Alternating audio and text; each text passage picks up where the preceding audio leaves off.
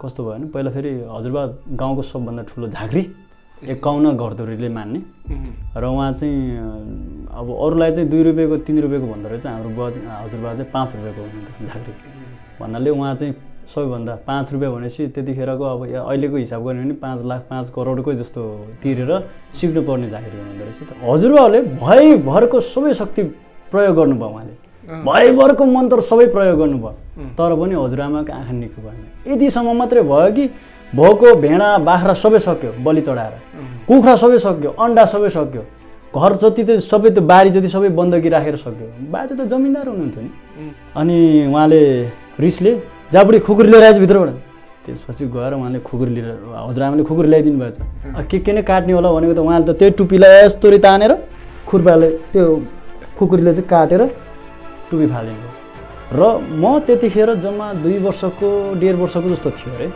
1.5 वर्षको जस्तो त्यो बच्चा थियो अरे त्यतिखेर चाहिँ कस्तो भयो भने त्यो औलो रोग भन्छ नि यो बच्चा चाहिँ 2 वर्षदेखि मुनिका बच्चाहरू सब मरेर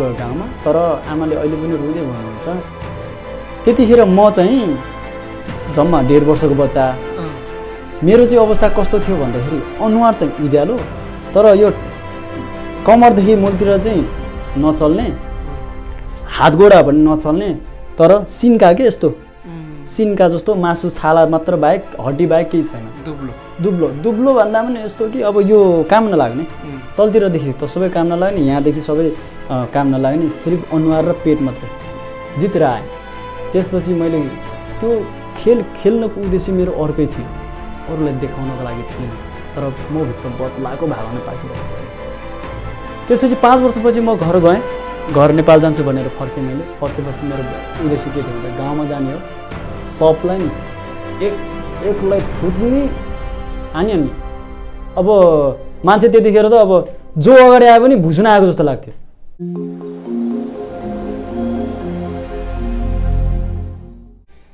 यस च्यानलमा दिइएका गवाही परमेश्वरको महिमाको निम्ति र साँचो परमेश्वर खोज्नेहरूको लागि हो सत्य जहिले पनि तितो हुन्छ तसर्थ तितो र खस्रो कुरा मन नपराउनेहरूले हाम्रो च्यानल नहेर्नुहोला।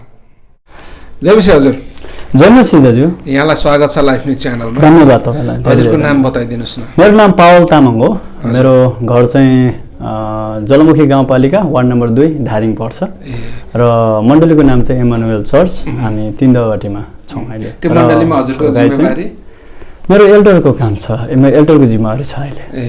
अनि परिवारमा को हुनुहुन्छ? परिवारमा बाबाजुहरू हुनुहुन्छ उहाँको नाम पास्टर सिंहबहादुर तामाङ अनि आमा सुपानी तामाङ र 2 जना भाइ थियो एकजना भाइ 2 वर्ष लगभग पुग्न लाग्यो प्रभुमा सुत्नु भएको छ अनि साथै कान्छो भाइ छ र भाइ बुहारी अनि एउटा बाबु छ र छोरा एउटा बहिनी छ मेरो कान्छी बहिनीको नाम एलिसा तामाङ र मेरो एउटा छोरो छ एउटा छोरी छ। हजुरको परिवारमा जतिजना हुनुहुन्छ नि सबै विश्वासी? सबैजना विश्वासी नै हुनुहुन्छ। सबैभन्दा पहिलो विश्वासी चाहिँ को? पहिला मेरो हजुरबा नै हुनुहुन्थ्यो त्यसपछि मेरो हजुरबाको चाहिँ अब कस्तो भयो भने पहिला फेरि हजुरबा गाउँको सबभन्दा ठुलो झाँक्री 51 घरधुरीले मान्ने र उहाँ चाहिँ अब अरूलाई चाहिँ 2 रुपैयाँको 3 रुपैयाँको भन्दो रहेछ हाम्रो हजुरबा चाहिँ 5 रुपैयाँको हुनुहुन्थ्यो झाँक्री भन्नाले उहाँ चाहिँ सबैभन्दा 5 रुपैयाँ भनेपछि त्यतिखेरको अब अहिलेको हिसाब गर्ने भने 5 लाख 5 करोडको जस्तो तिरेर सिक्नु पर्ने झाँक्री हुनुहुँदो रहेछ तर उहाँले प्रभुलाई कसरी पाउनुभयो भने अब हजुरआमा चाहिँ एक दिन बढाल्ने क्रममा चाहिँ कस्तो भयो भने हजुरबाले चाहिँ त्यो फुकेर चाहिँ के कुरा राखिदिनु भएको रहेछ नछुनु है भन्नु पर्ने हजुरआमा चाहिँ बढाल्दै जाँदाखेरि त्यहाँ छोडिदिनु भएछ छोडिदिनु भएपछि के भयो भन्दाखेरि अब एकैचोटि आँखा पाक्यो हजुरआमा अब त्यो शैतान जगेर राखिदिनु भएको छ हजुरबाले उहाँ अब कडा मान्छे अब सबै शैतान भयभरको शैतान जगेर बस्ने मान्छे उहाँले चाहिँ छुनु भएछ र उहाँको आँखा पाक्यो आँखा पाकेपछि तपाईँको हजुरबाले भयभरको सबै शक्ति प्रयोग गर्नुभयो उहाँले भयभरको मन्त्र सबै प्रयोग गर्नुभयो तर पनि हजुरआमाको आँखा निको भएन यतिसम्म मात्रै भयो कि भएको भेडा बाख्रा सबै सक्यो बलि चढाएर कुखुरा सबै सक्यो अन्डा सबै सक्यो घर जति चाहिँ सबै त्यो बारी जति सबै बन्दकी राखेर सक्यो बाजे त जमिनदार हुनुहुन्थ्यो नि तर उहाँले केही सिप नलाएपछि बाजे थकान भयो त्यसपछि हजुरआमाले रिसले नै भन्नुभयो होला सायद उहाँले यतिखेर, तपाईँको तन्त्र मन्त्रले केही हुनेवाला छैन बुढो, म गएँ चर्चतिर, उहाँ चर्चमा गयो भने प्रार्थना हुन्छ भनेर भनेका छन्। सुन्नु भएको रहेछ, भर्खर नयाँ नयाँ विश्वासी जानुभएको रहेछ, विश्वासमा हुनुहुँदो रहेछ गाउँमा पनि।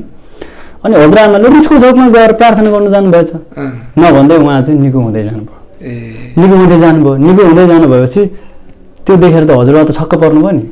अनि हजुरबाले रिसाएर यहाँ टाउकोदेखि पुछारसम्मको लामो त्यो के यो टुपी कहिले नकाटेको झाँक्री के काट्नुहुन्थ्यो र भने लामो यस्तो बेरेर यस्तो मुडा लाउँदा यत्रो हुन्थ्यो उहाँको त जुप्पो टाउकोमा। अनि उहाँले रिसले जाबुडी खुकुर लिएर आएछ भित्रबाट। त्यसपछि गएर उहाँले खुकुर लिएर हजुरआमाले खुकुर ल्याइदिनु भएछ। के नै काट्ने होला भनेको त उहाँले त त्यो टुपीलाई यस्तो तानेर खुर्पाले त्यो कुकुरले चाहिँ काटेर टुपी फालिदिनु भयो। त्यसपछि बाबा 21 वर्षको हुँदाखेरि बाबाले सुसमाचार पाउनुभएको रहेछ। अनि त्यसपछि बाबाले 21 वर्षको उमेरमा चाहिँ उहाँले बिहे पनि गर्नुभएको छ। त्यसपछि 21 वर्षको बादमा के घटना भयो भन्दाखेरि गाउँमा बाबाले चाहिँ सुसमाचार सुनाउन जाने, तर बुवा चाहिँ त्यतिखेर अब गाउँमै सबै झाँक्री, अब बाजे सबैजना झाँक्री थिए त्यतिखेर। अनि सबै मानिसले चाहिँ बुवालाई खेदो गर्ने, मतलब खेद दिने, अब यो कहाँबाट लिएर आएको धर्म हो के को धर्म सिकाउन आयो, यसले त गाउँ बिगार्न आएको भनेर बुवालाई लखड्नुहुन्थ्यो अरे। तर दुःखको कुरो के भयो भन्दाखेरि बुवाले त्यो सुसमाचार सुनाउन अनि सेवाकाय गर्न त छोड्नु भएन। र म त्यतिखेर जम्मा 2 वर्षको 1.5 वर्षको जस्तो थियो अरे, 1.5 वर्षको जस्तो त्यो बच्चा थियो अरे। त्यतिखेर चाहिँ कस्तो भयो भने त्यो औलो रोग भन्छ नि, यो बच्चा चाहिँ 2 वर्षदेखि मुनिका बच्चाहरू सब मरेर गयो गाउँमा। तर आमाले अहिले पनि रुँदै भन्नुहुन्छ त्यतिखेर म चाहिँ जम्मा 1.5 वर्षको बच्चा, मेरो चाहिँ अवस्था कस्तो थियो भन्दाखेरि अनुहार चाहिँ उज्यालो, तर यो कमरदेखि मूलतिर चाहिँ नचल्ने, हात गोडा पनि नचल्ने, तर सिन्का के यस्तो सिन्का जस्तो मासु छाला मात्र बाहेक हड्डी बाहेक केही छैन, दुब्लो भन्दा पनि यस्तो कि अब यो काम नलाग्ने, तलतिरदेखि त सबै काम नलाग्ने, यहाँदेखि सबै काम नलाग्ने, सिर्फ अनुहार र पेट मात्रै, यतिदेखि यहाँसम्म मात्रै। तर सबैले भन्थ्यो, गाउँको सबै आमाहरूले भन्थ्यो अरे यो बच्चा अनुहार हेर्दा बाँच्ला जस्तो छ, जिउ हेर्दा बाँच्दैन भन्नुहुन्थ्यो अरे। त्यसपछि गएर मेडिकल त्यहाँ के भयो भनेदेखि प्रभुको काम कस्तो भयो भने मेरो बाबा र मम्मीले त प्रभुलाई पाइसक्नु भएको, उहाँले प्रार्थनामा निरन्तर प्रार्थनामा लागिरहनु भयो। र अब त्यो जति प्रार्थना गरे पनि म सुधारमा आएन क्या, झन् घट्दै गयो, खानेकुरो घट्दै गएपछि त्यो मान्छे बाँच्ला भन्ने त उपाय हुँदैन, बच्चा मान्छे। अरू सबैको गाउँका अब बच्चाहरू सबै 2 वर्षदेखि मुनितिर सबै मरिसक्यो, आमा कोख सबै रितिसक्यो, सबैको आमा आउँदै फलानाको छोरो मर्न लागेको छ अरे भनेर हेर्न आउँदै रुँदै जानुहुन्थ्यो अरे। मेरो त मरिसक्यो, उसको त कमसेकम सास पनि रहेछ भन्दै आमालाई सम्झाउँदै फर्किनुहुन्थ्यो अरे। नभन्दा म 1 चम्मचको आधामा पुगिसक्यो खाना, मेरो दिनभरिमा 1 चम्मचको आधा झोल म पुगिसकेँ। म अब मर्छ भनेर मान्छे चाहिँ अब त्यहाँ गाउँका सबै परिवार झुमेर बसेको छ, कहिले मर्ला र फाल्न जाउँला। अनि आमा बुवा सबैजना यो मर्छ भन्छ पर्खेर बसेको छ, मरेको छैन। भोलि हेर्छ मर्दैन, त्यही आधा चम्मचले उभा छ, पर्सि मर्छ भने मर्दैन। गर्दा एक दिन बाबाले चाहिँ दिउँसो के भएछ भन्दाखेरि अब आज त पक्का पनि यो बच्चा मर्छ मेरो छोरो। तर उहाँलाई चाहिँ त्यतिखेर कस्तो भयो भने पारी गाउँबाट उहाँलाई चाहिँ प्रार्थनाको लागि बोलाउनु भएछ। उहाँ जानुभएछ, आमालाई चाहिँ नानी हेर्दै गर, बच्चा हेर्दै गर, म गएँ भनेर जानुभएको रहेछ। तर आधी बाटोमा उहाँ गाउँमा पुगिसकेका मान्छे पनि झलास्स भएर अब छोरो त आज मर्छ पक्कै पनि, आज छोरो मऱ्यो भने त मेरो त घरमा श्रीमती एक्लै डराउँछ भनेर उहाँ चाहिँ फेरि फर्केर आउनुभएछ। हँस्याउँदै फर्केर आउनु भएपछि यसो हेरेर आउँछु, छोरो मर्याएन है, अझै सास चलिरहेछ। अब आमा मेरै छेउमा सुतिरहनु भएको रहेछ। त्यसपछि बाबा पनि त्यहीँ मलाई हेरेर त्यहीँ निदाउनु भएछ। अब कहाँ टाढादेखि आउनुभएको, भोकै होला प्यासै होला, त्यतिकै निदाउनु भएछ। त्यसपछि आमा झलास्स बिउजेर ए हजुर उठ्नु न भनेर बाबालाई। अनि बाबा त के भयो के छोरो मर्यो? होइन हजुर, छोरो मरेको होइन, मैले 3 जना सेतो कपडा लगाएको स्वर्गदूतहरूलाई देखेँ, उहाँहरूले मलाई एउटा दर्शन दिनुभएको छ। के दर्शन बाबु? के दर्शन? के त भन्नु न छिरो। तेल पनि देखाउनु भएको छ। शिरमा चाहिँ सिमरी सिरानमा चाहिँ त्यो कटौरामा तेल राखेर उहाँले चाहिँ तेल चोपेर सधैँ प्रार्थना गरिरहनु भयो। अनि त्यही बच्चालाई तेल लगाऊ, तेल लगाएर चाहिँ प्रार्थना गर, निको हुन्छ तिम्रो बाबुलाई भनेछ। तिम्रो छोरा निको हुन्छ नि। आमाले त्यो कुरा चाहिँ बाबालाई स्पष्टसँग भन्नुभएको छ। अब कसरी भन्नुभएको छ, तेल कहाँ छ भन्दा ऊ सिरानीमै छ, त्यही तेलले हुन्छ भनेर देखाउनु भएको छ उहाँहरूले। त्यसपछि त अनि बाबाले हो भनेर अनि त्यसपछि तेल चाहिँ अब तेल त लाउने कहाँ आउने त भन्दाखेरि बच्चाको अब आची आउने ठाउँमा चाहिँ लगाइदिनु भन्नुभएको छ क्या।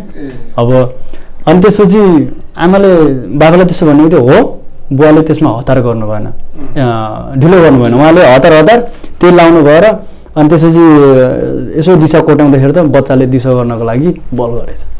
त्यसपछि त भयोभरको कति दिनको त्यो दिशा हो होइन, सबै दिशा गइसकेपछि त बच्चा त खाली भयो। खाली भएपछि त्यसपछि त्यो दिन मरेन। म नमरेपछि आज पनि आधा चम्मच खायो, भोलि पनि 1 चम्मच खाने भयो, पर्सि 1.5 चम्मच खाने भयो, त्यसपछि 2 चम्मच खाने भयो। त्यसपछि म बाँचेछु है, प्रभुलाई धन्यवाद होस्, म बाँचेँ।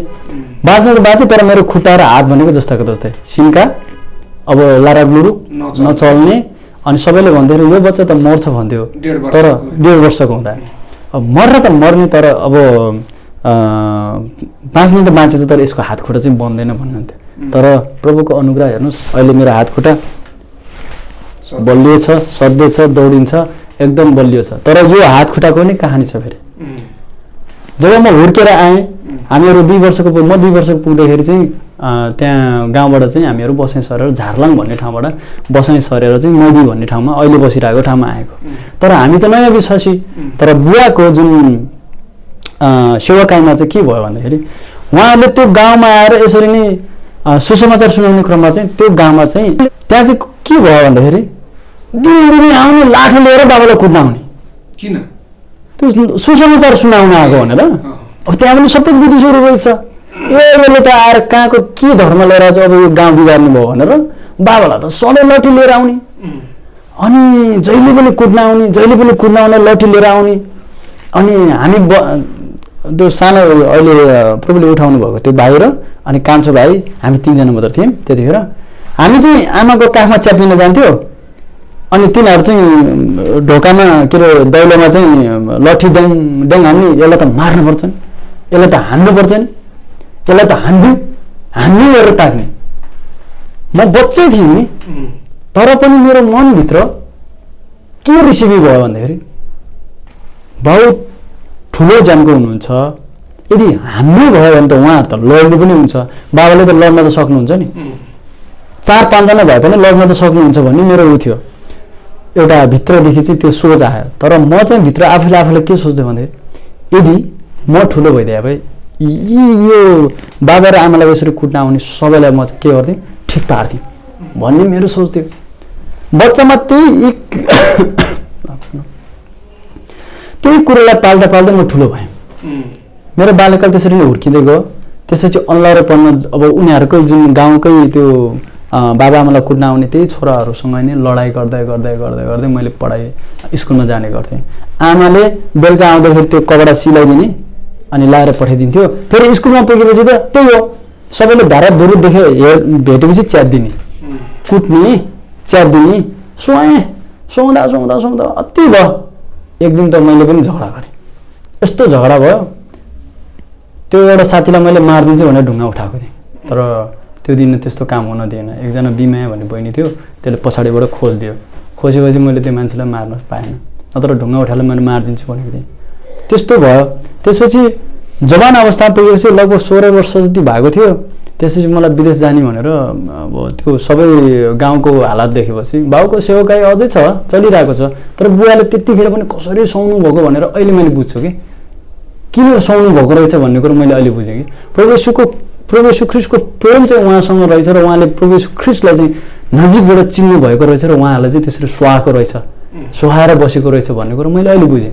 तर जवान अवस्थामा मैले त्यो सबैसँग झगडा गर्दै हिँड्ने, लडाइँ गर्दै हिँड्ने, अरूले नगरेका काम पनि गर्दै हिँड्ने, घर फोड्दै हिँड्ने, चोर्दै हिँड्ने, ढाँट्दै हिँड्ने, त्यो बाबा मम्मीले सिकाएको अर्थीभन्दा बाहिर थियो।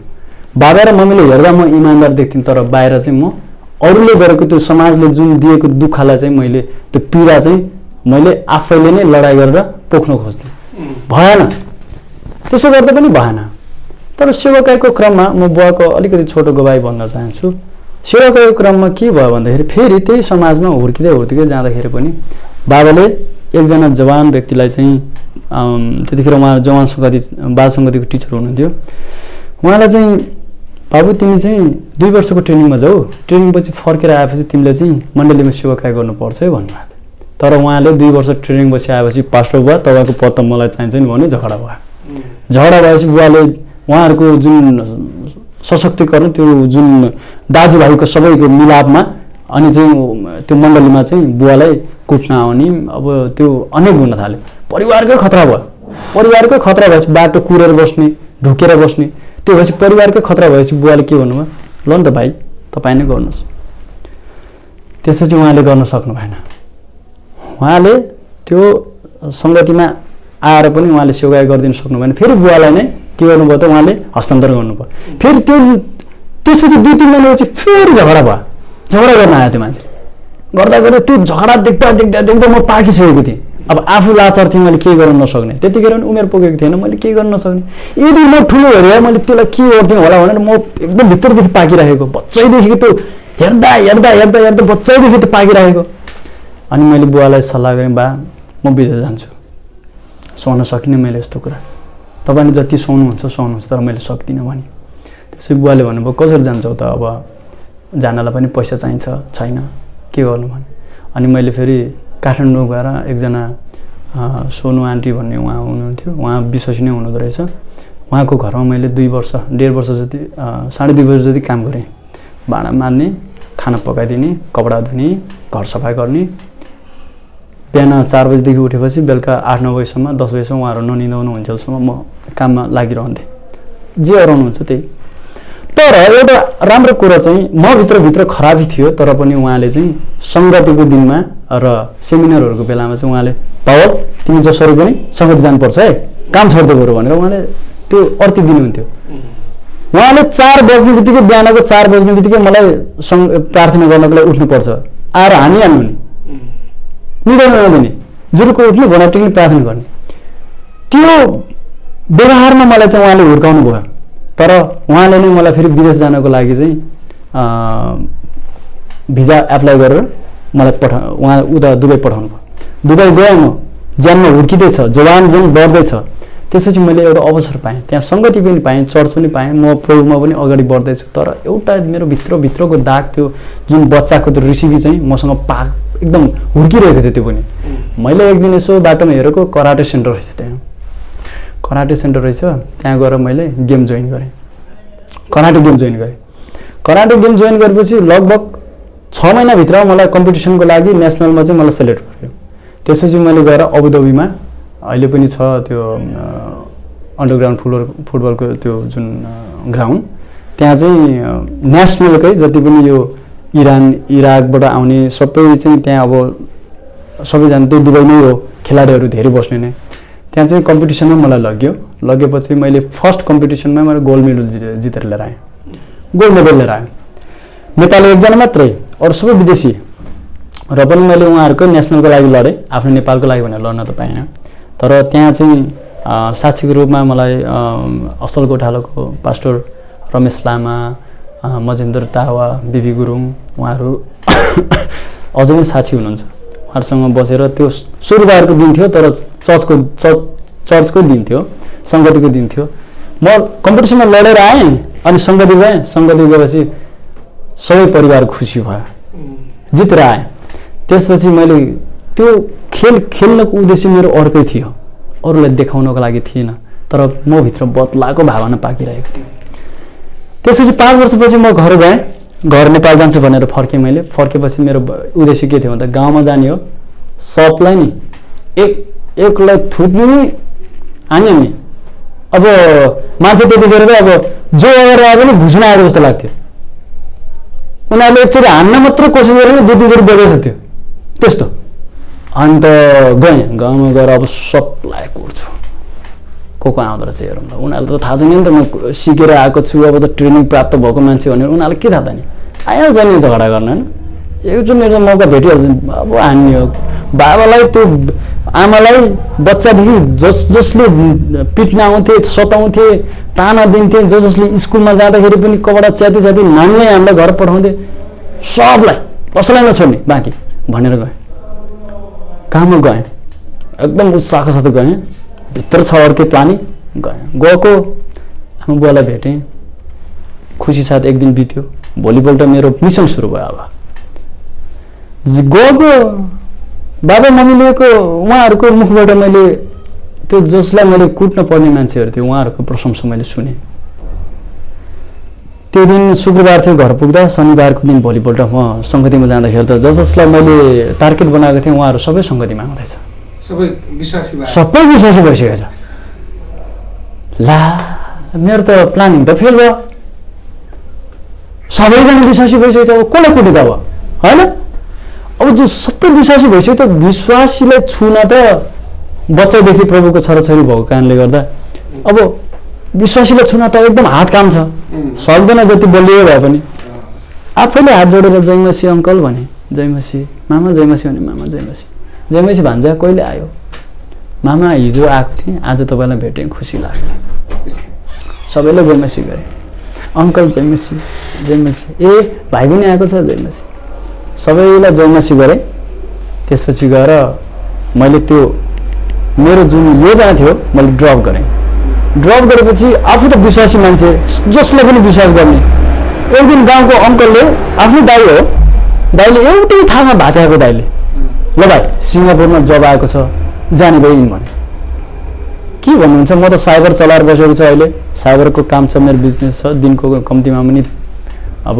3-4 हजार त आम्दानी हुन्छ कम्तीमा पनि त्यति हुन्छ अब म नजाने होला भनेको होइन अपर्च्युनिटी एकदम राम्रो छ यस्तो अपर्च्युनिटी पछि पाउँदैन होइन एकचोटि बुझ्छु भने त्यसपछि उसले चाहिँ एउटा अब योजना रहेछ हामीलाई थाहा थिएन तर मैले आफ्नो कारणले गर्दा आफ्नो विश्वास गर्ने साथीलाई पनि सँगै लिएर गएँ आखिरमा इलिगलमा रहेछ दुवैजना चुर्लुमा डुब्यो त्यसपछि 41 दिन त म जेलै बसेँ सिङ्गापुरमा जेलमा बसेर आयो फर्केर आएपछि त्यो जुन पहिलाको क्रोध थियो ताकत त थिँदै थियो र जवान अवस्थामा पनि थिँदै थियो तालिम त थिँदै थियो त्यो मान्छेले चाहिँ गएर म अब सिद्ध्याउँछु अब चाहिँ मार्नेसँगै गएँ क्या त्यो अब चाहिँ सिद्ध्याउने भन्ने म पुगेँ खोजेँ यहाँ आएर 2 महिना लगातार खोजेँ खुकुरी त घरमा आउने त्यही सलक्क कहाँ छ मेरो खुकुरी भनेको बाबाले मैले मासु काट्नु गएर चाहिँ खोइदिनुहोस् त भनेको दिनुभयो चिल्लो भनेर उदाएँ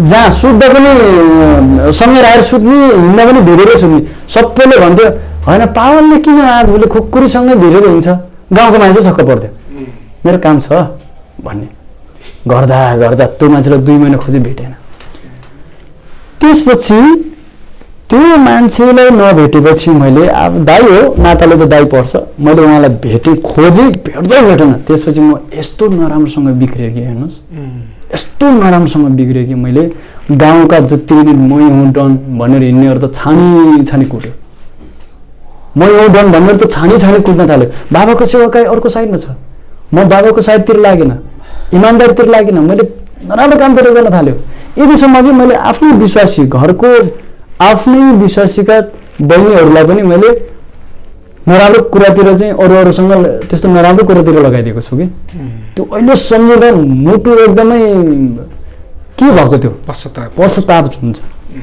अनि त्यो हुँदै गर्दाखेरि म त्यो बढी अत्याचार भयो नि त गाउँमा त अब ठुल्ठुला डन भन्ने मै हो भन्ने गुन्डा नायकीहरूलाई नै कुट्दै हिँडेपछि त मान्छे त बाँच्दैन त ज्यान त जोगाउनु पर्यो मलेसिया गएँ मलेसिया हेर्नुहोस् मलेसिया गएको निर्भरको कुरा हो मैले गाउँमा सबै के अरे वाडाका मै गम भन्नेहरूलाई छानी कुट्थेँ तर म आखिरीमा उहाँ मलेसियामा जाँदाखेरि गुन्डा नायकको घरमा हातमा फसेछु काम त गुन्डा नायके तामिलको चाहिँ गुन्डा नायकेको जिम्मामा हातमा परेछ हेर्नुहोस् त काम गर्छु भने पनि गर्न नसक्ने खाले गर्दिनँ भने पनि कुटे खाने खाले पड्काइहाल्ने कति साथीहरू त हाम्रै आँखाको सामुने यस्तरी सुताएर लट्ठीले यस्तरी ड्याङका ड्याङ हानेर घाइते बनाएको छ। मेडिकल पनि जान नदिने, सिधै काममा पठाउने, कमाएको पैसा पनि नदिने, पासपोर्ट जफत गरेर राख्ने, घर जान्छु भने जान नदिने। गुन्टा नाइकेको हातमा मलाई पर्यो, म फसेँ। 22 महिना मैले सकि नसकि त्यसरी नै काम गर्दै बस्यो। 22 महिनापछि एउटा बहाना बनाएँ, हजुर मलाई घर जान पाऊँ, मेरो साना साना बच्चाहरू छ, मेरो बुढी श्रीमती चाहिँ पहिला गइदिएछ, त्यो 2टा बच्चाको लागि चाहिँ म एकदम अप्ठ्यारोमा परेँ, तपाईँले मलाई दया गरेर मलाई घर पठाइदिनुहोस् भने। नभए यसो हेरेको मेरो पासपोर्टको म्याद पनि सकिया रहेछ। अनि उसले मलाई पासपोर्टको त्यो म्याद थप्नको लागि चाहिँ अब जबरजस्ती नै त्यो नागरिकता माग्यो। नागरिकता त बुढीसँग थियो हजुर, बुढीले त्यो नागरिकता पनि लिएर गइदिएछ, मैले त कहाँबाट दिने हजुर, ल मारेर मार्नु बरु भनेर मैले यसरी नै आफूलाई झुकाएँ। झुकाएपछि उसले के भने यसलाई नसक्ने रहेछ, ल पठाइदिनु पऱ्यो, यसलाई त साँच्चै नै बाध्यता परेको रहेछ भनेर नेपाल टिकट काटेर पठाइयो। पठाएपछि अब बिग्रेको मान्छे सुध्रिन जस्तै कहाँ गाउँमा आएपछि त्यस्तै उपद्रो गर्न थाल्यो। फेरि त्यस्तै गर्दा गर्दा गर्दा गर्दा गर्दा पछि त अनि दुबई गएँ, फेरि फर्केर दुबई गएँ। दुबई गएपछि नि त्यस्तै बिग्रेको मान्छे कहाँ सुध्रिन्छ र। अनि एक दिन चाहिँ अब नराम्रो काम गर्दै पनि अब संसारिकमै हिँड्दाखेरि पनि एकजना बहिनी मैले चाहिँ भर्खर चिन्जानी भएको थियो, साथीकै मार्फत, साथीकै गर्लफ्रेन्डको साथी रहेछ, अब चिन्जानी भएको थियो। उहाँ चाहिँ अब उता खोटाङतिरको हुनुहुँदो रहेछ। उहाँलाई चिन्जानी भएको 5 दिनमा उहाँ बिरामी भएछ, 5 दिनमा बिरामी भएछ। र उहाँ चाहिँ कस्तो अवस्थामा पुग्यो भने मर्ने अवस्थामा पुगेको कि मर्ने अवस्थामा पुगिसक्यो। म आफूलाई थाहा छैन मैले के गर्दैछु भन्ने कुरो। त्यो एउटा ठाउँमा मेडिकलमा चाहिँ सक्दैन यो बिरामीलाई अब निकालेर अन्धै भर्ना गर्छु भनेको जिम्मेवारी लिने मान्छे कोही भइदिएन। अनि म आफैले जिम्मेवारी लिएँ, मरे पनि मेरै जिम्मा। अब दुबई जस्तो ठाउँमा यदि त्यो बिरामी मैले साइन गरेर लगेको छ, ऊ मऱ्यो भने त म पनि फाँसीमा जाने हो नि त। तर त्यतिखेर मैले सोचै भएन क्या, सोच भएन। त्यसपछि त्यस्तो सोचाइमा त भएन। त्यसपछि मैले हस्पिटलमा भर्ना गरेँ, ठुलो हस्पिटलमा। उहाँको परिवारहरू जति थिए सबैलाई बोलाएँ। अब अन्तिमचोटि त भेट्नुहोस् तपाईँहरू भने, बाँच्छ बाँच्दैन थाहा छैन भन्दै। तर म त्यो बहिनी मरेको भए म पनि जेलमा जान्छु भन्ने कुरो मलाई त्यो भित्रदेखि थाहै थिएन। त्यसपछि त्यो बहिनी त लगभग 14 दिन जति सिकिस्त भयो। 15-16 दिनको दिनमा घोडा टेकेर प्रार्थनामा लागेँ। अब उपाय त लागेन, जति खराबै भए पनि मान्छे परमेश्वरले प्रभु येशू ख्रीष्टद्वारा चाहिँ चङ्गा हुन्छ भन्ने कुरो थाहा छ नि, बच्चैदेखिको शिक्षा छ, आफूलाई अनुभव छ, देखेको छ, भोगेको छ। त्यसपछि मैले घुँडा टेकेर प्रार्थना गरेँ, बहिनी तिम्रो हातमा लाउने कुराहरू, घाँटीमा लाउने कुराहरू जति पनि मन्त्र तन्त्र गरेर पठाएको होला त्यो पनि फोकाला फाला, बरु तिमी बाँच्नै मन छ भने ल येशू ख्रीष्टमा चाहिँ प्रार्थना गरौँ, चङ्गाइ हुन्छ। त्यसपछि त अब तिमी आफ्नै विचार गर, मैले त्यही भनेँ। त्यसपछि अनि त्यो बहिनीले हुन्छ दाइ मर्नुभन्दा त बरु हुन्छ बौला नै बेस भने जस्तै गरेर उहाँले नि हुन्छ भन्नुभयो। सबै काटेर फालिदिएँ, प्रार्थना गरेँ पेटमै राखेर। कारणवश उहाँको काकाहरूले पनि प्रार्थना गरिराख्नु हुँदो रहेछ। उहाँको काका नि त्यहीँ हुँदो रहेछ, विश्वासी रहेछ। भेट्ने बित्तिकै जयमसी उहाँले त म त अपै कति राम्रो विश्वासी होला भनेर जयमसी भन्नुभयो होला, तर म त भित्र त खुङ्गार थियो नि, त्यतिखेर सुधार थिएन मसँग। तर पनि उहाँ त्यो बहिनीको लागि चाहिँ मैले चाहिँ चङ्गाइ होस् भन्ने मेरो एकदम इच्छा, उत्कट इच्छा भयो। त्यसपछि चङ्गाइ पनि भयो। चङ्गाइ भइसकेपछि अब अहिलेसम्म चाहिँ केही खबर छैन, विश्वासमा हुनुहुन्छ कि हुनुहुन्न, तर उहाँ चङ्गाइ हुनुभयो। त्यसपछि म घर आएँ। घर आएर फेरि फर्किने क्रममा चाहिँ अब 4 वर्ष सबै लगभग पुगिसकेको थियो। मेरो भाइ माइला भाइलाई चाहिँ मैले लगभग 8-9 वर्ष जति नभेटेको। ऊ घरमा आउँदा म बाहिर जाँदै ऊ घरमा, जहिले पनि नभेटेको। त्यसपछि भाइसँग सल्लाह गरेँ। ऊ मलेसियामा थियो, त्यतिखेर मलेसियामा थियो। अनि मलेसियामै काम गर्ने, उसको पोस्ट चाहिँ अलि सुपरभाइजर जस्तै फोकलिफ्ट ड्राइभरमा थियो, स्टोरमा काम गर्ने इन्चार्ज थियो। अनि उसँग सल्लाह भयो, भाइ हामी दुईजना नभेटेको पनि अब त धेरै वर्ष भयो, कति खराबी मात्रै हिँड्नु, भेटौँ यो आउने दसैँमा, अब 2 महिना बाँकी छ, दुईजना सँगै जाउँ, टिकट फिक्स गरौँ भने। दुईजना स्काइपमा बसेर भिडियोमा कुरा गर्दै हुन्छ दाइ फिक्स गरौँ त भनेर टिकट पनि फिक्स गरेँ। फिक्स गरेपछि मेरो जीवन त अब त्यो बदलेको थिएन, तर भाइसँग चाहिँ भेट्ने मेरो एकदम उत्कट इच्छा थियो। त्यसपछि त्यो भाइसँग मैले चाहिँ माइला भाइसँग चाहिँ डेटहरू फिक्स गऱ्यो, हामी दुईजना नेपाल जाने भनेर फिक्स गऱ्यो। आखिरीमा ठ्याक्क 1 महिना मात्र बाँकी थियो, खबर नराम्रो आयो। नराम्रो खबर सुन्नु पऱ्यो कि भाइलाई त कालेहरूले बाहिर रडले हान्दै रहेछ, आइसियुमा पुगेको छ भन्यो। म छाँगाबाट खस्या जस्तै भयो। त्यसपछि मैले प्रभुसँग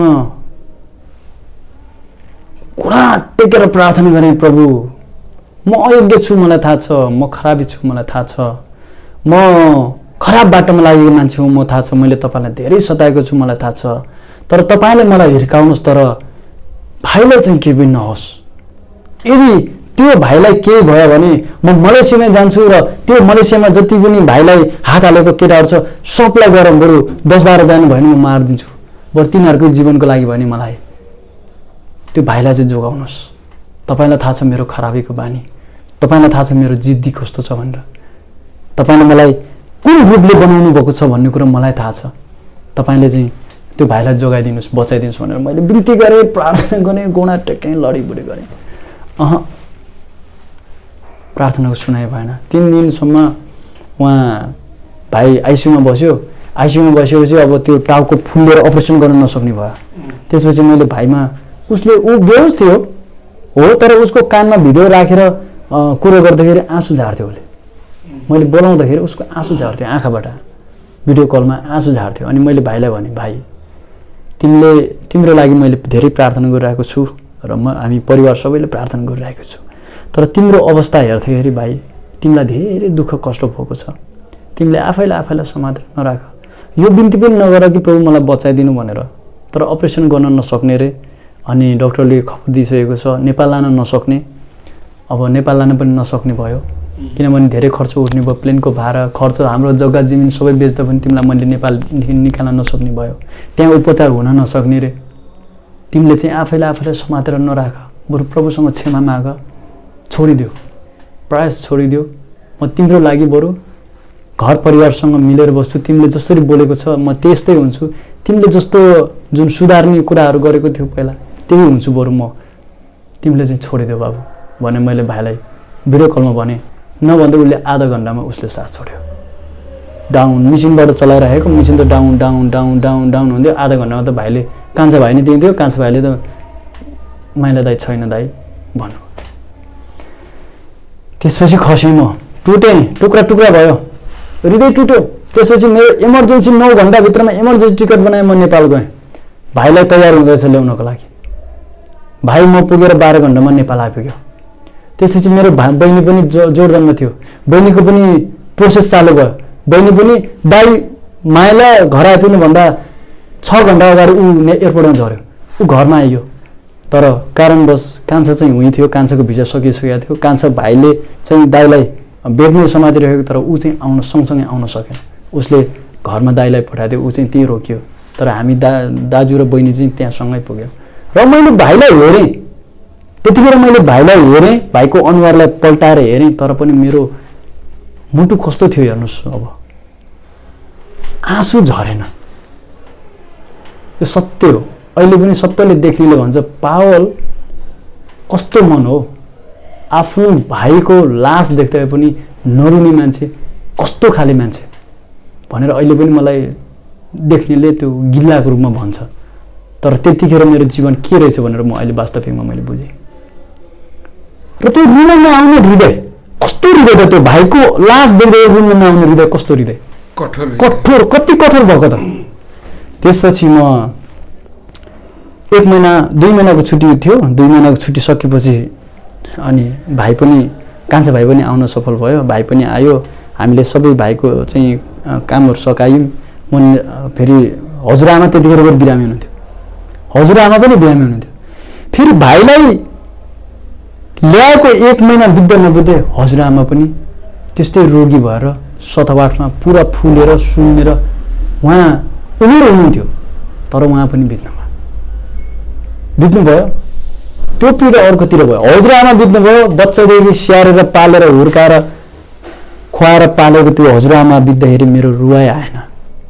कहाँ गयो मेरो रुवाई, कहाँ गयो त्यो मुटु, मासुको मुटु कहाँ गयो, रुवाई आएन। त्यसपछि हजुरआमालाई बाहिर पुर्याइसकेपछि काम सकियो, मेरो भिजा पनि सकियो, जुन छुट्टी पनि सकियो। म फेरि दुबई फर्केँ। दुबई फर्केर 1 हप्ता जति मात्रै भएको थिएँ, कान्छा भाइको चाहिँ भित्र अल्सर भएको रहेछ, उसले पनि जब गुमाएर नेपाल फर्किनु पर्यो। फेरि त्यसको 1 हप्ता मात्र के बितेको थियो, मेरो कान्छी बुहारीको चाहिँ ब्लड क्यान्सर भयो।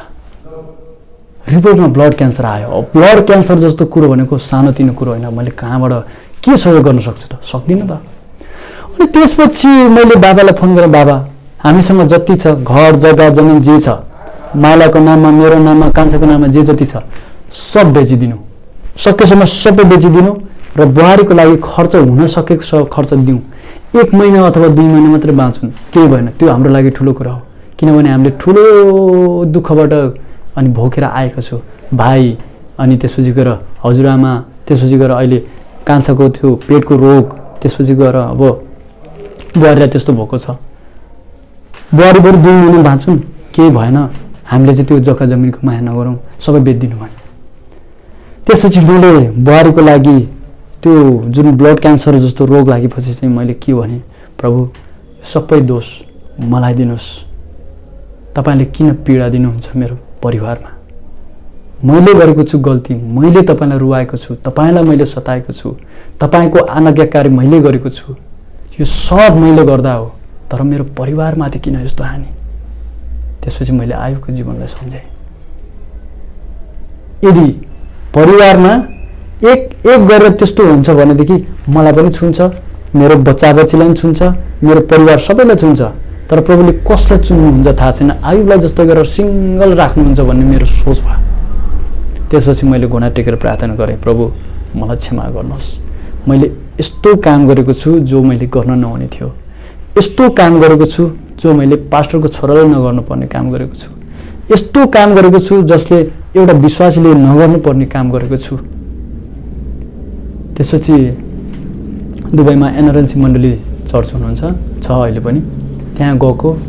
त्यसपछि त्यहाँ चाहिँ वर्सिप हुँदै थियो। म कतिखेर रोएँ, म आफूलाई थाहा भएन, हेर्नुहोस् है, लडीबुडी भयो। त्यसपछि रुवाको गुवा रहेछ। त्यसपछि मैले सरेन्डर गरेँ प्रभु।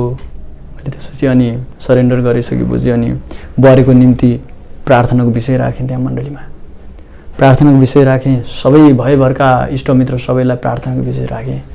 त्यसपछि गएर प्रार्थनाको सुनाइ हुँदै गयो। बिस्तारै बिस्तारै बिस्तारै बिस्तारै बुहारीलाई राम्रो हुँदै गयो। बुहारीलाई राम्रो हुँदै गयो। 1 महिना मात्र बितेको थिएन, फेरि बाबाको जीवनमा चाहिँ यो मेरुदण्ड पछाडिको हड्डी चाहिँ खुस्केछ। त्यो कसरी खुस्क्यो थाहा भएन, तर उहाँको यो हातै प्यारालाइज भयो, हातै प्यारालाइज भयो। त्यसपछि त्यो सतावार छँदैछ भरतपुरमा। उहाँ बुहारी ब्लड क्यान्सरमा जुधिरहेको छ। बाबा उहाँ हात प्यारालाइज हुने भइसक्यो, जुधिरहेको छ, खर्च छैन, उता पुर्याउनु पर्ने खर्च यता पुर्याउनु परेको छ, सकिया छैन। कहाँबाट? प्रभु यो त मैले जस्तो सोचेको थिएँ त्यही हुनु भयो। हाम्रो परिवार सबै मासिने भयो मेरो कारणले। म सरेन्डर गर्छु प्रभु, बरु मलाई लिनुहोस्, मलाई सताउनुहोस्। मलाई तपाईँले जति हानि पुर्याउँथे म दुख्दैन थिएँ, म सहन्थेँ, तर परिवारलाई हानि पुर्याउँदाखेरि कहाँनिर चाहिँ परमेश्वरले चाहिँ हाम्रो अङ्कुशी चाहिँ उहाँले कहाँनिर लाउँदाखेरि हामीलाई दुख्छ भन्ने कुरा उहाँलाई थाहा रहेछ, हामीलाई थाहा छैन। जति हामी मान्छे फुर्ती लाउँछौँ, जति बलवान सम्झन्छौँ, जति अहङ्कारी हुन्छौँ, तर परमेश्वरले लाउनु भएको अङ्कुशीमा चाहिँ बचेर कोही पनि भाग्न सक्दैन रहेछ।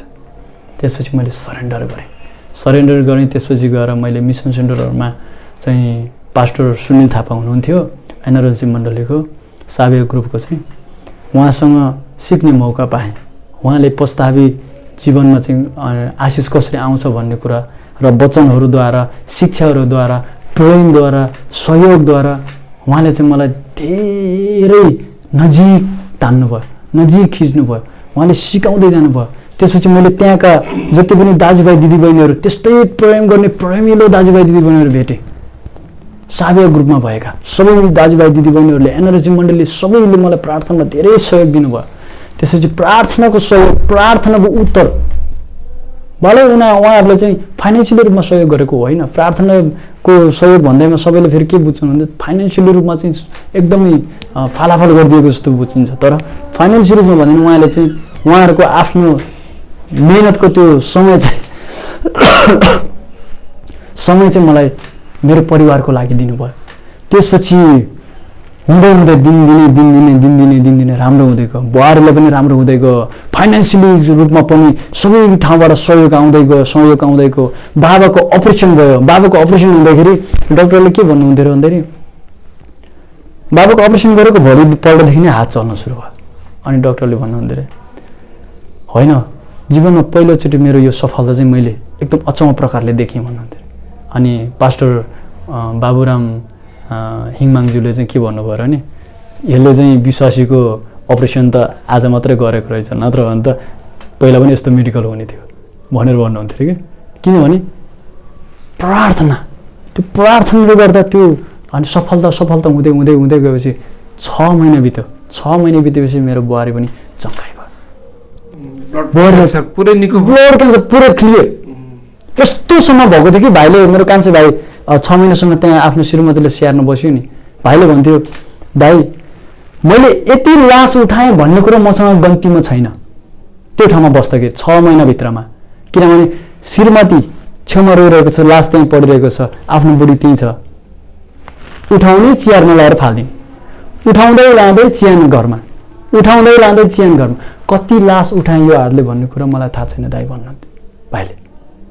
तर प्रभुको मिरेकल, प्रभुको शक्ति यसमा छ कि महिलालाई पनि दिनुहुने, निर्बललाई पनि बल दिनुहुने, अनि रोगीलाई पनि चङ्गाइ दिनुहुने, र बिग्रेकोलाई पनि सुधार्नु हुने, र घमण्डी गर्नेलाई पनि थेचार्नु हुने उहाँ नै हुनुहुँदो रहेछ। म जति घमण्ड गरे पनि के लाभ भयो र? केही लाभ भयो? मैले त्यत्रो घमण्ड गरेर हिँडेको थिएँ, के गर्छु भनेर हिँडेको थिएँ, के गर्न सकेँ? आफ्नो बल, ताकत, तालिम जेसुकै भयो भने के गर्न सक्ने भयो? केही सिप लागेन। आखिरीमा म धुलो, त्यो खुट्टाको धुलो छैन त्यही सरिदियो गर्दा उनेर जाने खाले। तर पनि धाक कत्रो फेरि परमेश्वरले यस्तो अचम्मको काम मेरो आँखाबाट देखाउनु भयो नि, यो आँखा हेरेको हेरै हुन्छ। अहिले मेरो बुहारीको पुरै चङ्गाइ भइसक्यो र अहिले कपालहरू सबै यति लामो भइसकेको छ। र भाइ र अनि बुहारी दुवैजना मिलेर अहिले तुरतुरे, यो लमजुङको अलिकति यतापट्टि तुरतुरे भन्ने ठाउँमा चाहिँ उहाँहरूले चाहिँ एउटा गवाहीको रूपमा नै उहाँले सेवाकाय गर्दै हुनुहुन्छ, ताकि त्यो उहाँ बुहारीको जीवन गवाहीद्वारा नै अझ नयाँ आत्माहरू चाहिँ बाँच्न सकुन्। जसरी बुहारी चङ्गाइ भएको थियो, जसरी बुहारीलाई चङ्गाइ पारिदिन सक्नुहुने परमेश्वरले के अरू रोगी बिमारीलाई चङ्गाइ पार्न सक्नुहुन्न र? अवश्य सकिन्छ। जसले म जस्तो बागी भएर हिँडेको व्यक्तिलाई परमेश्वरले चुनेर ल्याउन सक्नुहुन्छ भने के तपाईँलाई सक्नुहुन्न र? हामी सबैलाई परमेश्वरले हुनुहुन्छ र परमेश्वरले आज यो समय, यो घडी दिनुभएको छ। धन्यवाद होस्। मैले यो प्रण गरेको छु, जबसम्म यो जीवन मेरो माटोमा मिलेर जाँदैन तबसम्म प्रभुको सेवा गरि नै रहन्छु, प्रभुको नाउँलाई उच्च स्थानमा राखि नै रहन्छु र परमेश्वरको काममा अगाडि नै बढिरहन्छु। र म जस्तै बिग्रेर हिँडेका दाजुभाइ दिदीबहिनीहरूलाई म यो सन्देश दिन चाहन्छु कि तपाईँहरू पनि यदि म जस्तै हुनुहुन्छ, म जस्तै बिग्रेका, म जस्तै बागी भएर हिँडेका घमण्डी मान्छे हुनुहुन्छ भने तपाईँको जीवन व्यर्थ छ।